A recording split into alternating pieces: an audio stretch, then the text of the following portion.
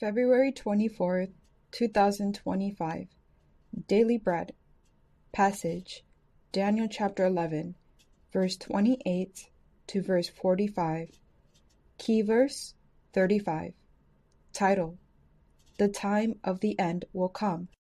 The king of the north will return to his own country with great wealth, but his heart will be set against the holy covenants.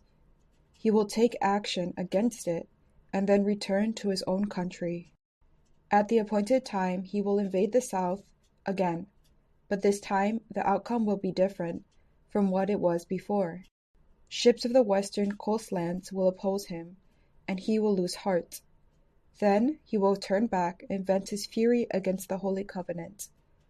He will return and show favor to those who forsake the holy covenant. His armed forces will rise up to desecrate the temple fortress and will abolish the daily sacrifice.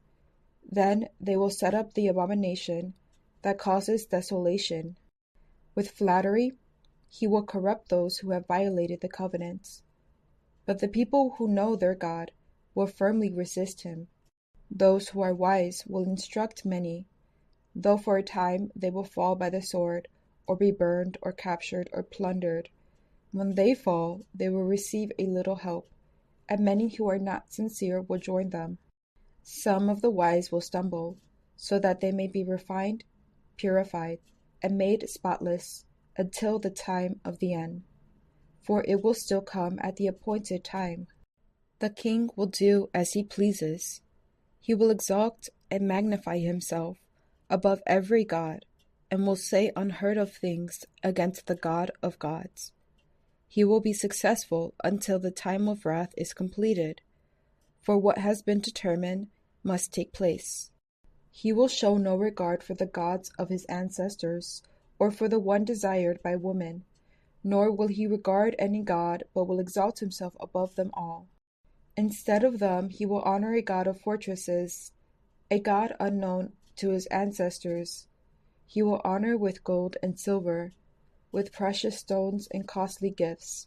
He will attack the mightiest fortress with the help of a foreign god, and will greatly honor those who acknowledge him.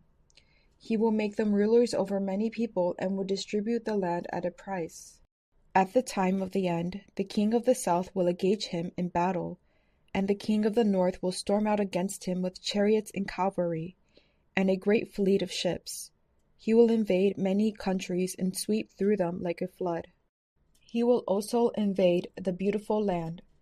Many countries will fall, but Edom, Moab, and the leaders of Ammon will be delivered from his hand. He will extend his power over many countries. Egypt will not escape. He will gain control of the treasures of gold and silver, and all the riches of Egypt, with the Libyans and Cushites in submission. But reports from the east and the north will alarm him, and he will set out in a great rage to destroy and annihilate many. He will pitch his royal tents between the seas at the beautiful holy mountain, yet he will come to his end, and no one will help him. Daily Bread Message. The heavenly man continues to explain how the king of the north will set his heart against the holy covenant of God, and will persecute God's people. The war would turn into a religious genocide, as he tries to force people to abandon their faith, reward people who do, and vent his fury at those who don't.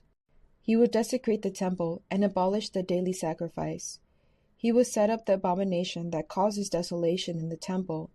He will corrupt God's people, but those who know God will firmly resist him. Those who are wise will instruct many. Though they are killed by the sword, burned, and captured, sincere people will help them.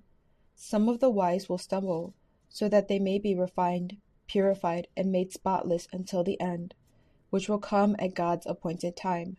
Next, there will arise another king who will magnify himself, defy God, set up his own God, and cause a great war in the Holy Land. Then he too will come to his end. In our lives, trials and tribulations will come. We must be wise and instruct others in the faith. When we fail, God is faithful to refine us, purify us, and make us spotless. We must faithfully serve God, put our hope in him, and patiently trust in his sovereignty. Prayer. Father, please help me to be wise, to serve you faithfully and put my hope in you. One word, be purified and made spotless.